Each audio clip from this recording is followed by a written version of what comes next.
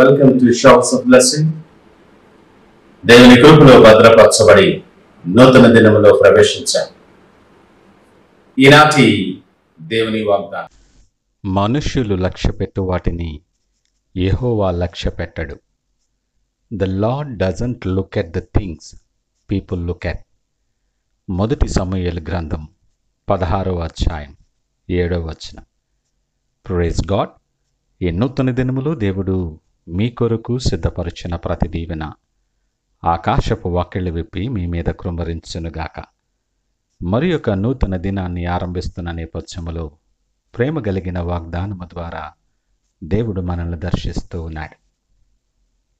మన తలంపులు, మన ఆశలు, మన కోరికలు, మన ఇష్టాలు అన్నీ కూడా లోక సంబంధమైనవి. సాధారణంగా మనము చూసినవి ఇష్టపడతాం, మనము చూసి నమ్ముతాం. చూసిన తర్వాత ఒక అభిప్రాయాన్ని ఏర్పాటు చేసుకుంటాం. మనకు ఎదురైన వారు మన తోటి వారిని మంచివారు అని, గొప్పవారు అని అలా మనము చూసి అభిప్రాయపడతాం. వాస్తవానికి కనిపించేవన్నీ చాలాసార్లు నిజాలు కాకపోయి ఉండొచ్చు. మనము చూసినట్లు దేవుడు చూడడని జ్ఞాపకం చేసుకోవాలి. ఆయన కంటికి కనబడక మరుగైనటువంటిది ఏమీ లేవు. లేఖనమంటుంది, ఆయన పై రూపాన్ని లక్ష్యపెట్టడు, హృదయాన్ని లక్ష్యపెట్టే దేవుడు. ఆలోచన నీ మనసుకు రాకముందే, మాట నీ నాలుకకు రాకముందే వాటిని ఎరిగినవాడు దేవుడు.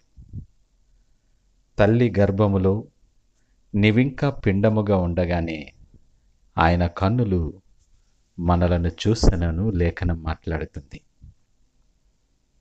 జగత్తు పునాది వేయబడక మునుపే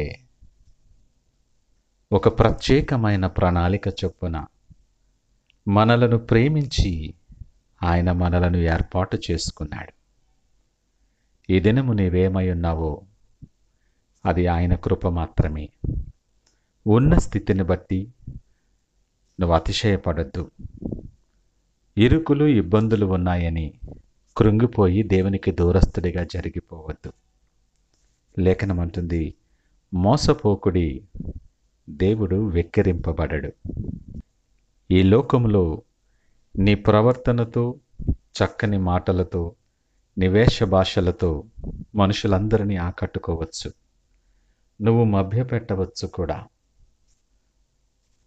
కానీ దేవుని ఎదుట అంత స్పష్టంగా కనబడుతుంది. నీ హృదయం ఎలాంటిదో ఎరిగి, నీ ఆలోచనలు ఎలాంటివో ఎరిగిన దేవుడు ఆయన.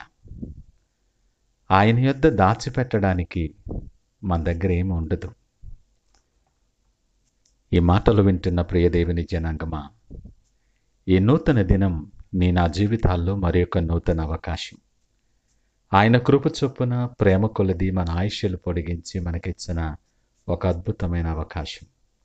వేషధారణ కలిగి భక్తిలో ఉన్నట్లు జీవిస్తూ నటిస్తూ నిన్ను నీవు మభ్యపెట్టుకోకు. ఈ నూతన దినములో నీ హృదయ రహస్యములు ఎరిగిన దేవుణ్ణి, నీ చెదిరిన గుండెలు బాగు చేయగలిగిన వాడైనటువంటి దేవుణ్ణి, మరణము నుండి జీవమునకు, శాపము నుండి దీవెనకు నిన్ను నడిపించగలిగినటువంటి ఆయన సన్నిధిలో సాగిలపడి ఆయన వైపు చూస్తూ పశ్చాత్తాపముతో ప్రార్థన చేయి. ప్రభువా, నా యందు శుద్ధ హృదయము కలుగు చేయమని ప్రార్థన చేయి. నీ హృదయం పరిస్థితులను బట్టి కఠినమైపోయి ఉండొచ్చు. దానికి అనేకమైన కారణాలు, అనేకమైన అనుభవాలు నీతో పాటు ఉండుండొచ్చు. కానీ రాతి గుండెను తీసివేసి మాంసపు గుండెను దయచేయగలిగిన వాడు ఆయన ఒక్కడే. ఈ నూతన దినము దేవుడు నీతో మాట్లాడుతుంటుండగా నిన్ను లక్ష్యపెట్టే దేవుడు, నిన్ను ప్రేమిస్తున్నటువంటి దేవుడు, నువ్వు తప్పిపోవాలని ఆశపడే దేవుడు కాదు. నీవు కావాలని దేవుడు నీతో మాట్లాడుతున్నాడు. నీ హృదయాన్ని సిద్ధపరచుకొని ఆయన సిద్ధపరిచిన ఆశీర్వాదకరమైన మార్గాలలో నడవటానికి ప్రార్థన పూర్వకముగా దినాన్ని ఆరంభిద్దామా? ప్రార్థించుకుందాం. పరిశుద్ధుడు, ప్రేమ నమ్మకమైన మా యేసయ్య, స్తోత్రాలు, వందనాలు. అనేక పరిస్థితులను బట్టి మేము జీవిస్తూ ఉన్నప్పటికీ నీకు దూరముగా ఉన్నాం. మా అనుభవాలు, మా వేషధారణ, మమ్మలను మేమే మభ్యపెట్టుకునే మా ప్రవర్తన నీ నుండి దూరపరుస్తుంది. నీ ఆశీర్వాదాలకు దూరం అయిపోయాం. మనుషులు లక్ష్యపెట్టువాని నువ్వు లక్ష్యపెట్టవని, పైరూపాన్ని కాదు నీవు హృదయాలు లక్ష్యపెట్టేవాడవని సూటిగా మాట్లాడారు. ఈ నూతన దినములో నీ సన్నిధిలో సాగిలపడుతున్నాం. మా హృదయ ద్వారాలు నీ కొరకు తెరిచి పట్టుకున్నాం. మా జీవితంలో మీరు అడుగుపెట్టి మీరు ఉద్దేశించిన ప్రతి కార్యము మీకు మహిమకరముగా మా జీవితాలు ఆశీర్వాదకరముగా జరిగించి మీరే మహిమ ఘనత ప్రభావాలు పొందమని యేసు నామమున అడిగి వేడుకొంచున్నాము తండ్రి. ఆమేన్. God bless you.